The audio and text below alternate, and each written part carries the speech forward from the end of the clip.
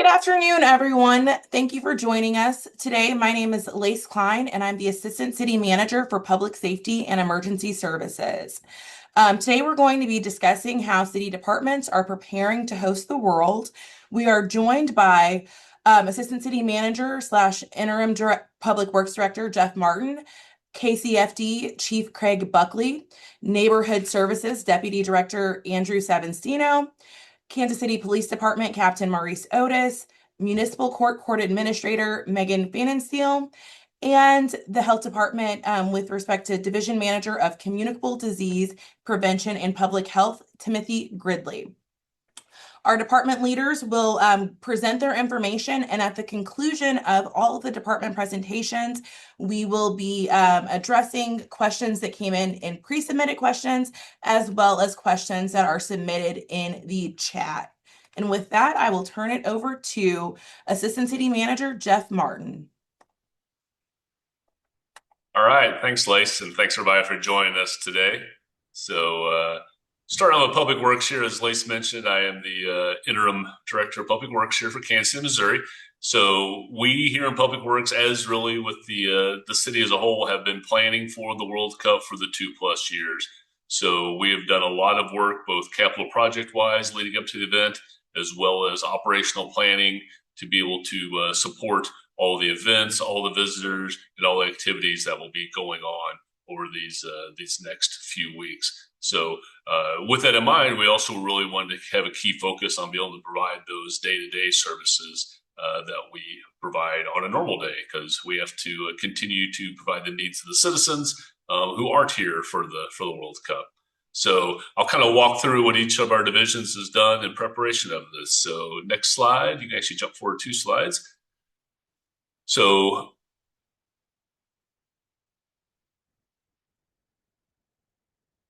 there we go. So our multimodal division, so this really covers our bikeways, our liaison with the KCATA, parking, all those other activities that allow us to get around the city. So we have started doing parking enforcement starting earlier in May, towards the end of May.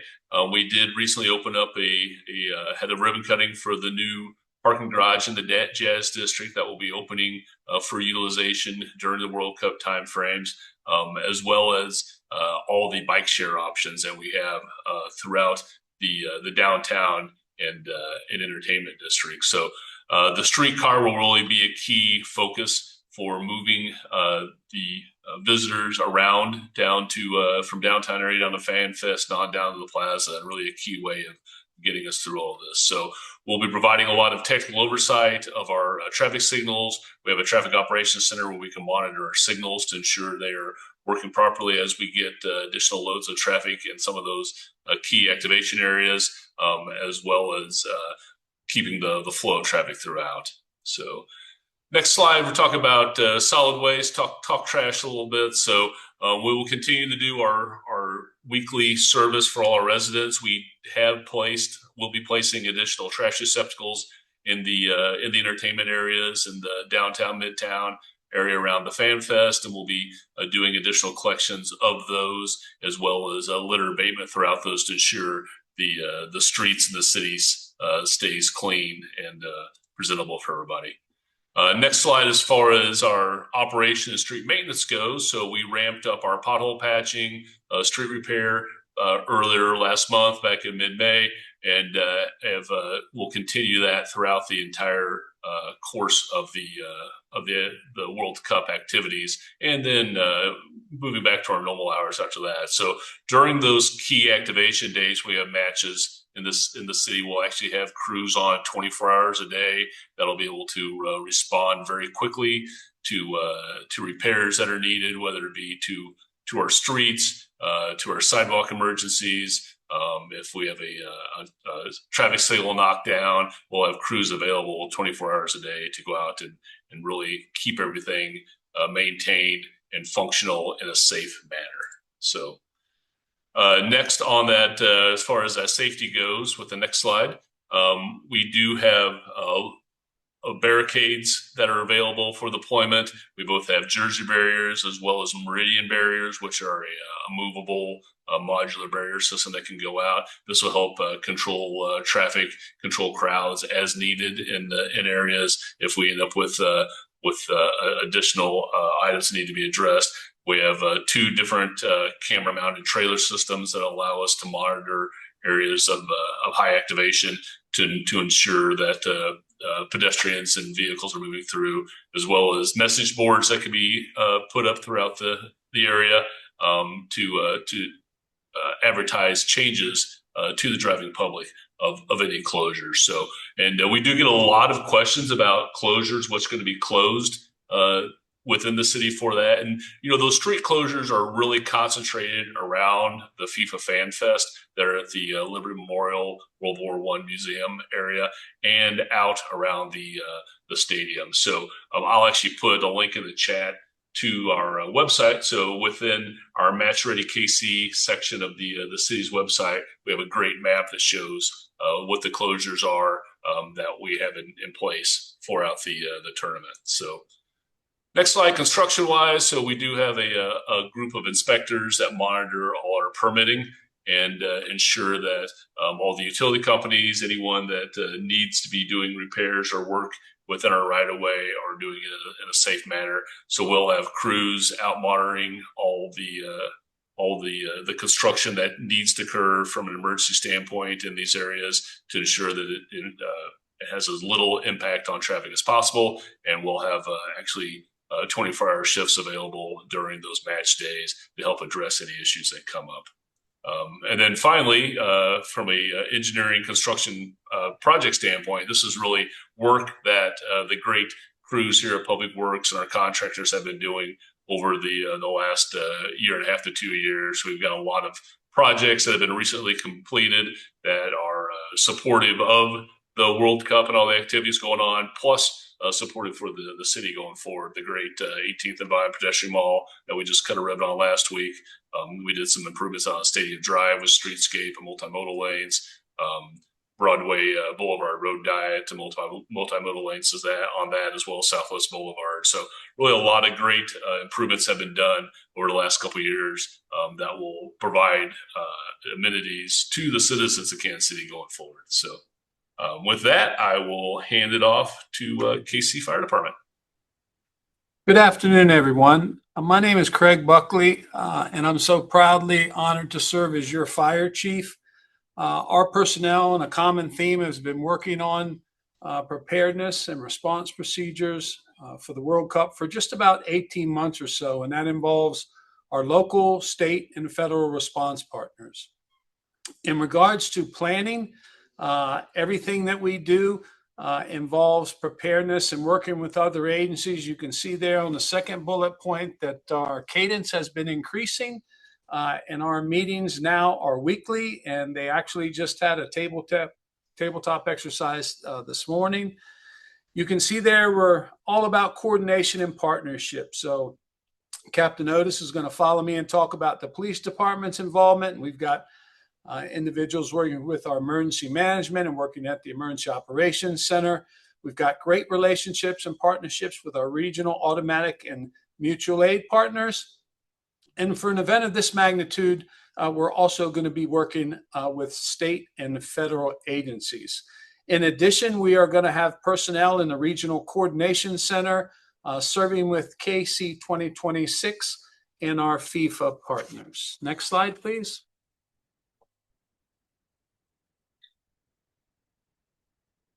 In regards to the event scale, we have different areas of responsibility and focus where our dedicated professionals will be working. The biggest footprint that we're going to have is going to be at Kansas City Stadium for the match games. ACM Martin also talked about the Fan Festival at the Liberty Memorial and World War I Museum. There's going to be a soft opening on June 9th that we're going to participate in. We also are going to have response personnel at base camps and practice facilities. We're going to be assisting local law enforcement and the various VIPs and dignitaries that are going to be visiting our city. We will have regional operations with all our automatic and mutual aid response partners. I've got a couple slides in a little bit to talk about our air operations, specifically our drone and our robotics program. And then we have been involved in the build out, and we will be involved after the events are concluded, providing safety at the Fan Fest in the Kansas City Stadium. Next slide, please. In regards to our operational priorities, they revolve around life safety, incident stabilization, and property conservation. We will provide EMS care on transport should someone get injured or have a medical emergency. We have personnel engaged with fire suppression, and I'm going to show you some unique vehicles in just a minute.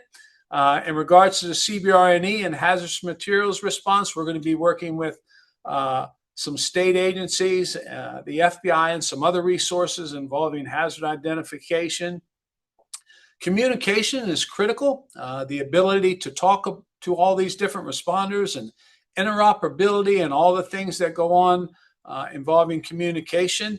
And then at the various emergency operations centers and regional coordination centers, we'll be monitoring crowd safety, and we will have enhanced situational awareness throughout the entire event. Next slide, please. Here's a couple pictures of some really unique vehicles that we've recently purchased for this event, vehicles that are designed to move personnel equipment at venues where there's large gathering and there's limited mobility. Some of the pictures you see on the right there, the one on the top is an EMS vehicle. It can transport patients out of an area to awaiting medical tents and medical transport. And then the UTV vehicle at the bottom is designed for fire suppression. You can see some other things in the bulleted points that we are going to have staged mutual aid ambulances at all of the various different venues.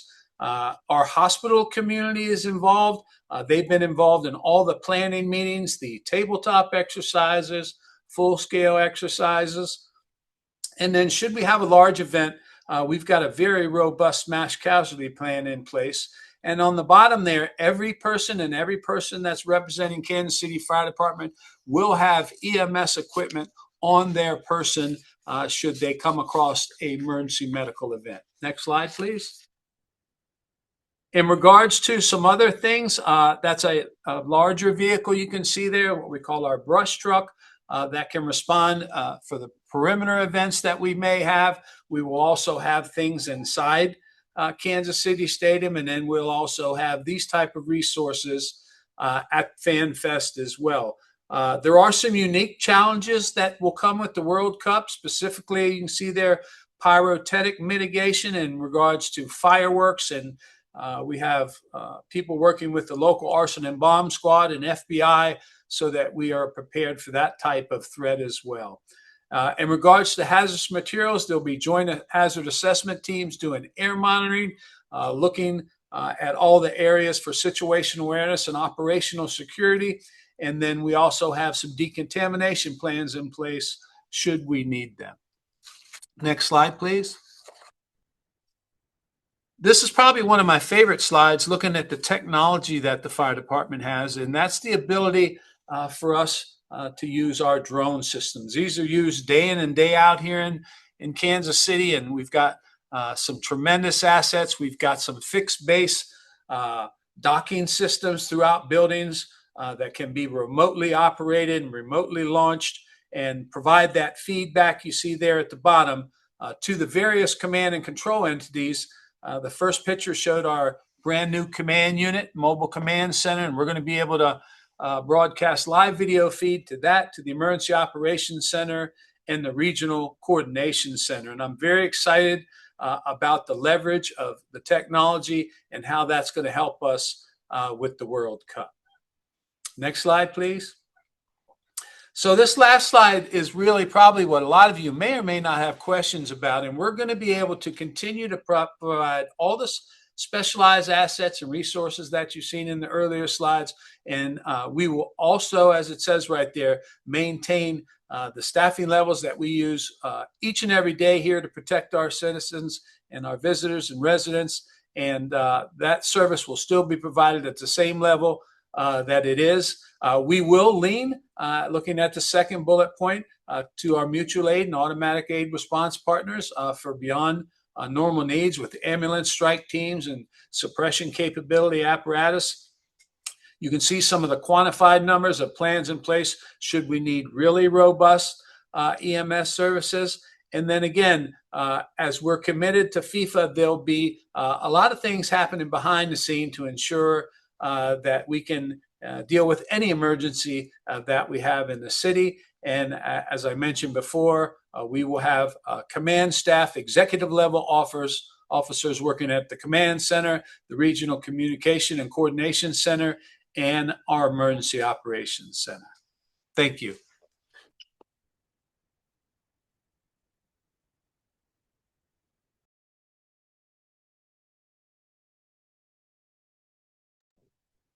And now we'll hear from our Kansas City Police Department. Good evening. Thank you for the opportunity, or good afternoon. Thank you for this opportunity to speak with you today. As many of you know, Kansas City has the honor of being one of the host cities for FIFA World Cup. This will be one of the largest events in our region that we have ever experienced, and it's bringing hundreds of thousands of visitors from around the world to our community. It's an incredible opportunity to showcase Kansas City on a global stage and highlight everything that makes our city great and a good place to live, work, and visit. Uh, with an event of this magnitude, one of the most common questions we're receiving is, how is the police department preparing? And the answer is simple. We've been preparing for years. As soon as it was announced, we began preparing. Our police department has been working closely with FIFA, the local governments, regional law enforcement agencies, emergency management partners, state agencies, federal agencies, all to develop a comprehensive public safety plan. This planning includes everything from traffic management and crowd control to emergency response, intelligence sharing, and coordinating resources across our region. Um, we participated in training exercises, planning meetings, large scale preparedness efforts, all designed to ensure that we're ready for the unique challenges that come along with hosting a global event of this size. However, while preparing for the World Cup is important, there's another message that I believe is even more important for our residents to hear. And that's the World Cup will not change our commitment to serving Kansas City every day.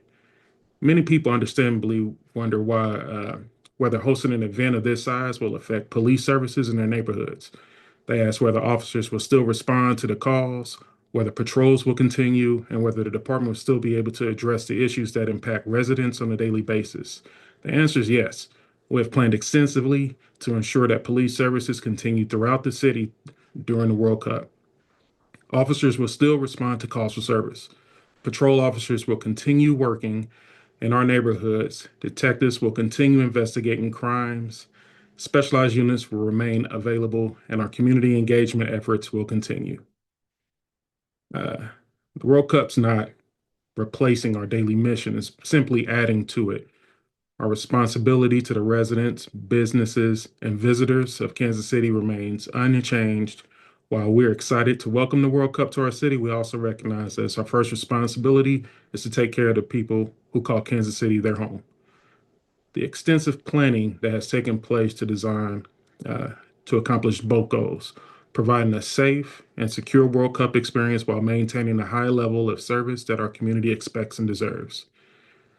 I want to emphasize that this is not something that Kansas City is handling alone. This is a regional effort supported by local, state, federal partners working together to ensure that this event is successful. Throughout those partnerships, we're able to strengthen our capabilities while continuing to focus on our day-to-day responsibilities. At the end of the day, our goal is straightforward. We want visitors from around the world to leave Kansas City with a positive impression of our city. We want residents to feel safe and supported throughout the event. And we want everyone to know that your police department is prepared, coordinated, and ready. The World Cup is a historic moment for Kansas City, and we're excited to be a part of it. We look forward to welcoming the world while continuing to serve the people of Kansas City with professionalism, dedication, and commitment that they expect from their police department. That's all I have to say today, Lace.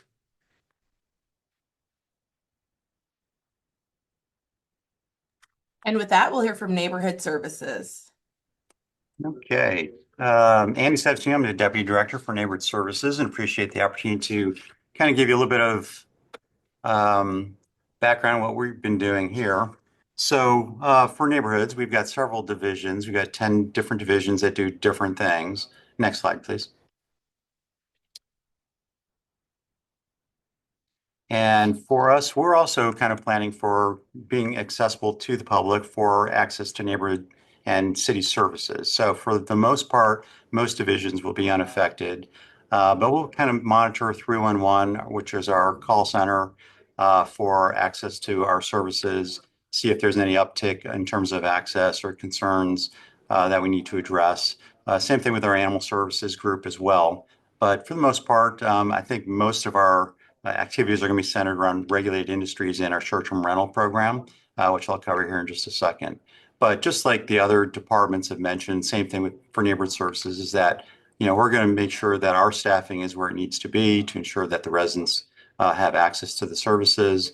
And we're prepared, of course, to make shifts in our staffing and our personnel as necessary as the month and a half or so goes along. Next slide. So for the most part, regulated industries has been pretty busy trying to, of course, look at the 5 a.m. Extension in terms of liquor licenses and access to that. So that portal has come available as of the 1st and will stay open through the 8th of this month. So staff has been really working on processing those applications and making sure that those things are done in a expeditious way. Once we get beyond the closing of that portal and all permits have been issued, the staff are going to be shifting into the enforcement mode, and which basically means they'll be kind of out in the field, kind of visiting the entertainment districts, looking for basically monitoring things like access to liquor for minors, over-serving issues, looking at the unlicensed liquor sales enforcement. So for our day operations, we'll have a few teams out there looking at that. And then next slide, they'll be kind of shifting when it comes to the nighttime operations, kind of doing similar activities, but more driven by complaints that might come in through our 311 system or other ways. So our teams will be deployed a little bit more strategically in regards to dealing with night operations. And that can also be kind of adjusted accordingly, depending on what the needs are during those things. We are focusing, of course, during FanFest, the entertainment districts, but the same focus areas will be about the same. Minor protection, over-serving, unlicensed sales. Next slide. So when it comes to short-term rental, typically this time of the year, we have somewhere around 600 or so applications or registrations for short-term rental. With the major event such as this, it's more than doubled what we see. So we've had well over 600 applications just for short-term rental alone. And last I saw, we've got somewhere around about 400 or so permits issued for short-term rental. So same thing for the staff at short-term rental. They staffed up. We've been kind of moving resources around to accommodate the increase in applications, but we've been through all of those. We're on top of it. Those are complete. We'll be shifting more into enforcement mode and monitoring complaints for illegal short-term rental activities and those kinds of things during the next month and a half or so. Okay, next slide.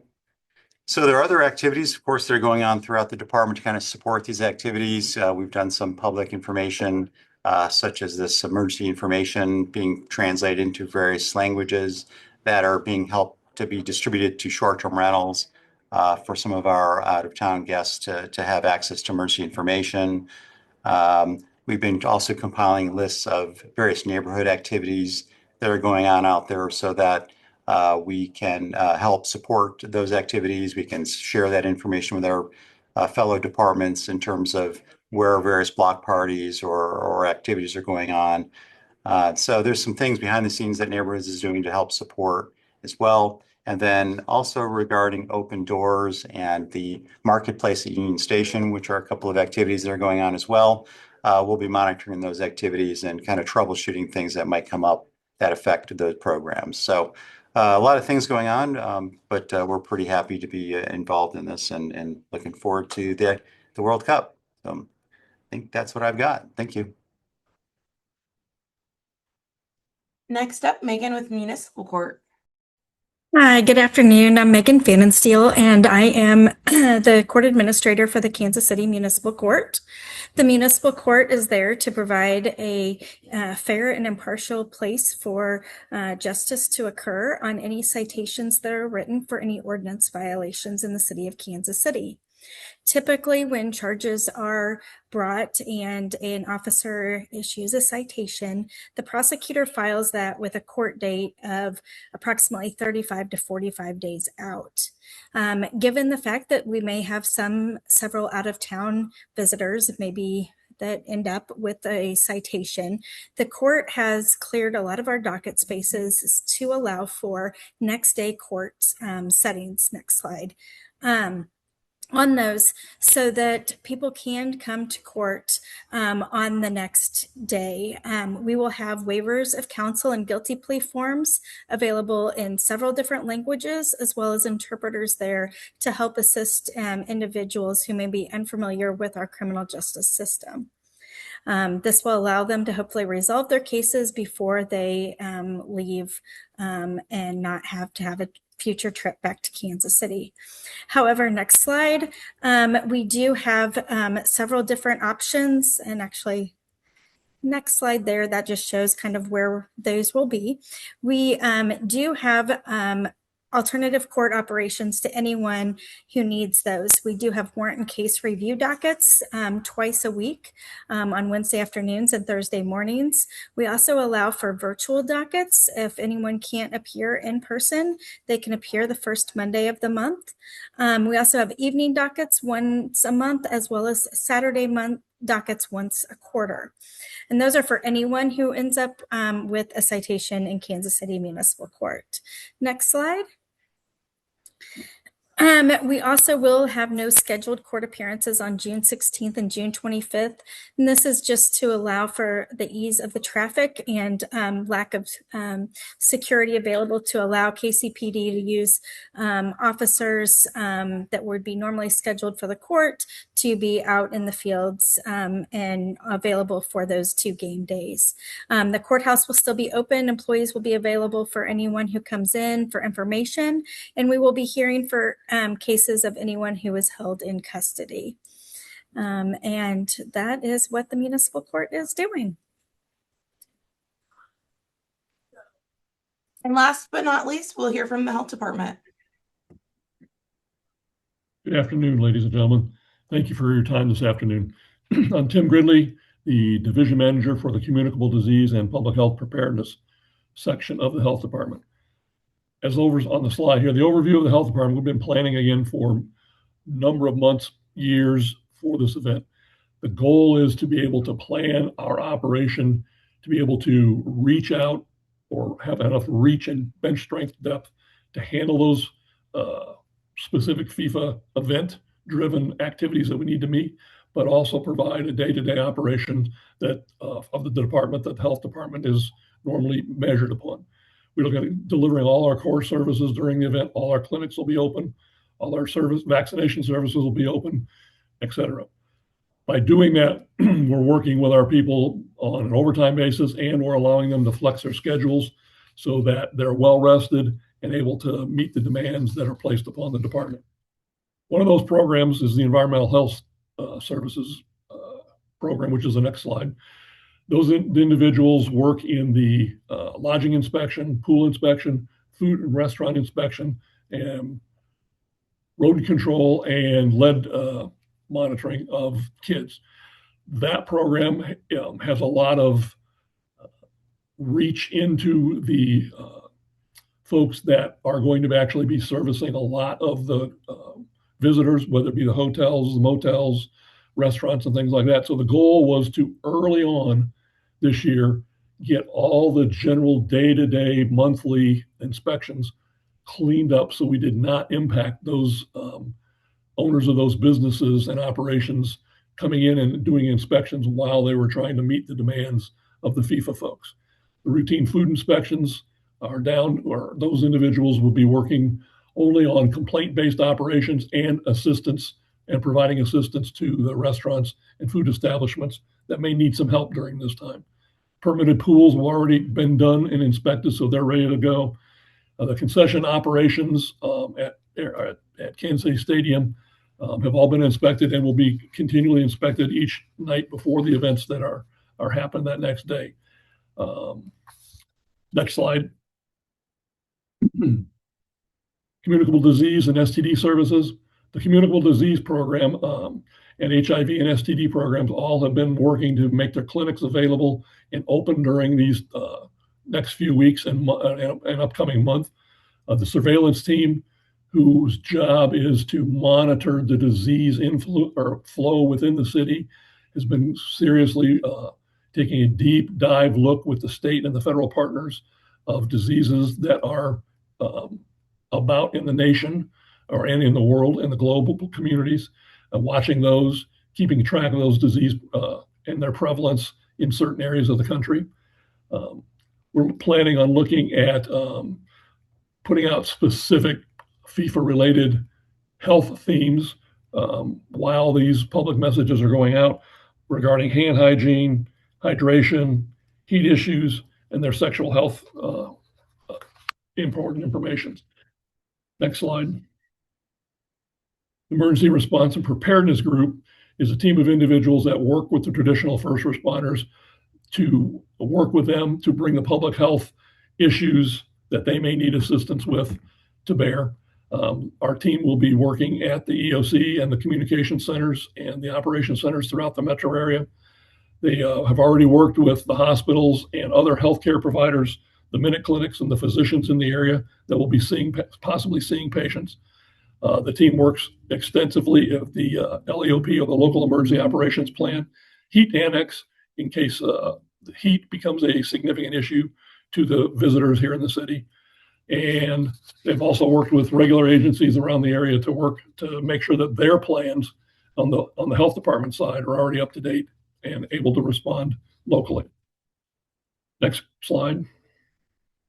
Community and Family Health Education Group has already been very active. They've already held 3 CPR stop the bleed and EpiPen use clinics, one north, one midtown, and one south, teaching the citizens of Kansas City and on CPR in case they're needed during this next upcoming month or two. Community wellness ambassadors are out and about doing safety measures, general hygiene issues, more CPR training, and then the public-facing safety measures or safety messaging that are going on, again, converting to hygiene, heat safety, hydration safety. And last slide. Behavioral injury and and health injury prevention team has been working with many establishments and community groups on the distribution of Narcan and fentanyl test strips to help those individuals that may be impacted by drug overdoses while their event is here. Thank you. That's it.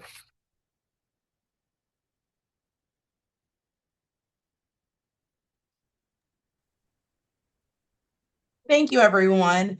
So we have received a number of pre-submitted questions as well as questions in the chat.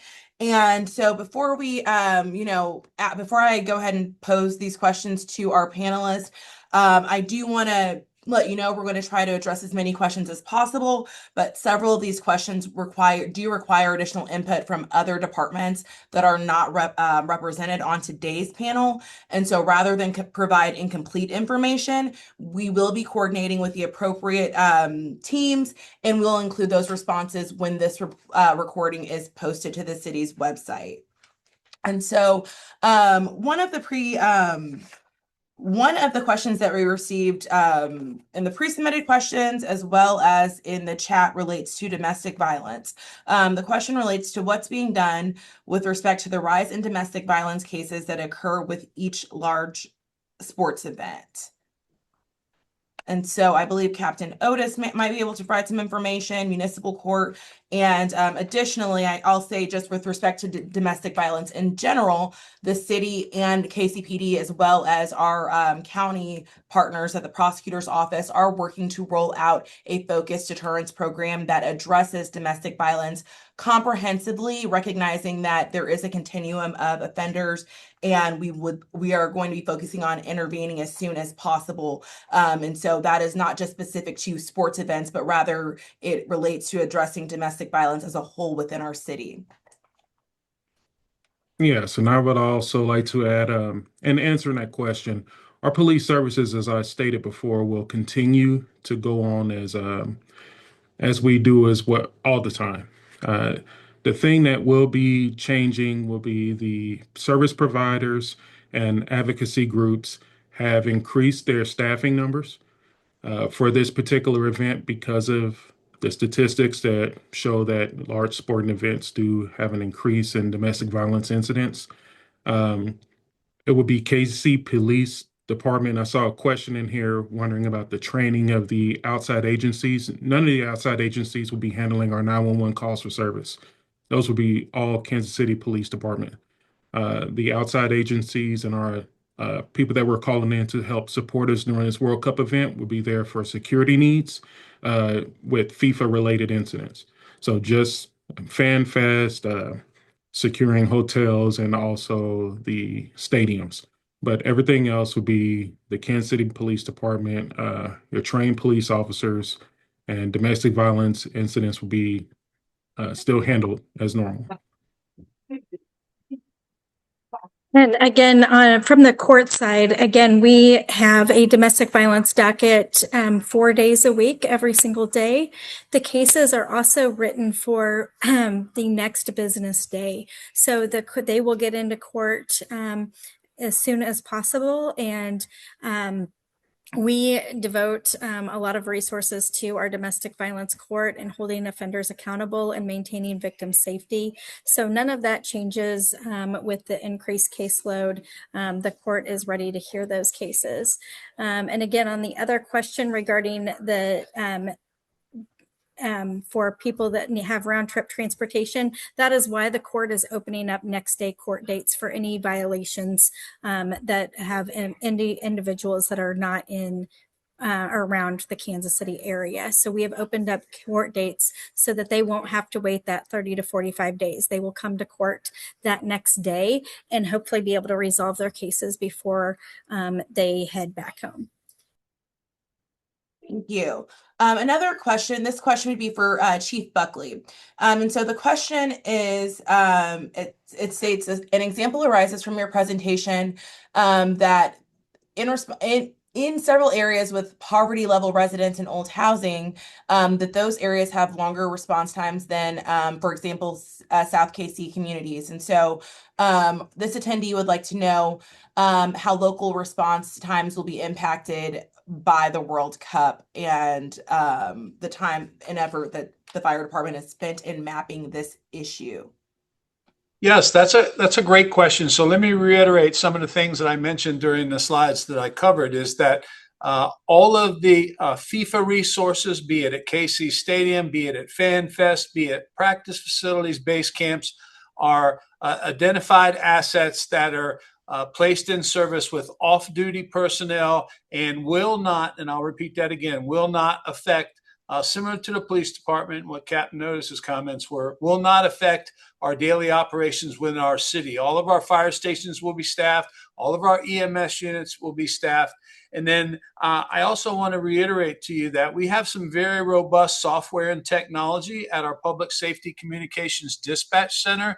And on a daily basis, in a what's called a movement module, is we move resources around the city to ensure that we have coverage, depending on if there's maybe a working fire or a major traffic accident. We move resources to ensure that we minimize the response times to as low as possible.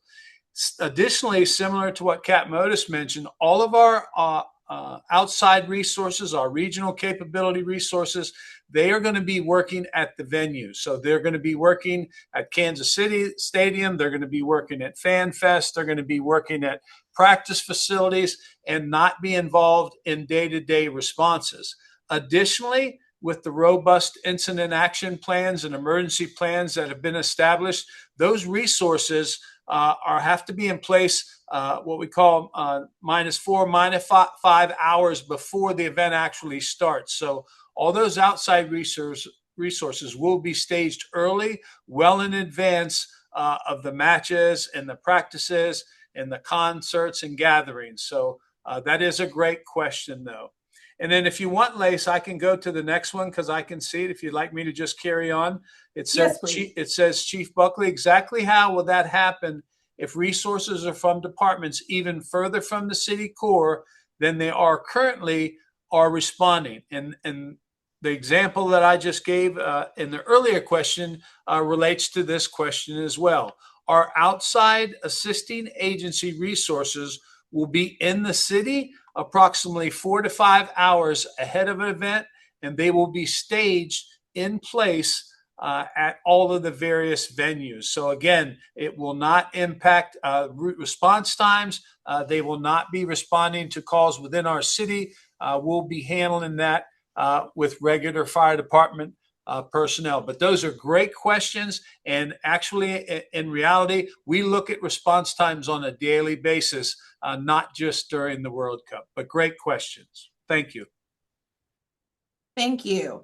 There are several questions related to providing information in multiple languages. And so one of those relates to translation services, generally for those who don't speak English, as well as providing health information. The city does have an Office of Language Access that works to provide our residents and visitors with information that's accessible in the languages that they need. Additionally, I believe that KCPD has a translation app that Captain Otis might be able to speak more to with respect to public safety and emergency service provision. Yes, all of our officers have been provided with the ProPio app. We'll be using that service throughout the World Cup. That will provide them with live translation services on the go. So they'll be able to respond and use that app to assist them when they encounter an individual who has a second language or their first language is not English at all, and then it's not even their second language. So we'll be able to handle that through the app. Thank you. And then finally, there are questions related to short-term rentals and landlords essentially converting into short-term rentals and that displacing current residents. And so with respect to whether how we expect to stabilize those homes, I believe that takes coordination not only amongst neighborhoods, but also with the housing department. And so we'll provide more comprehensive information on that when we post the recording. And just going through the chat to make sure I haven't missed.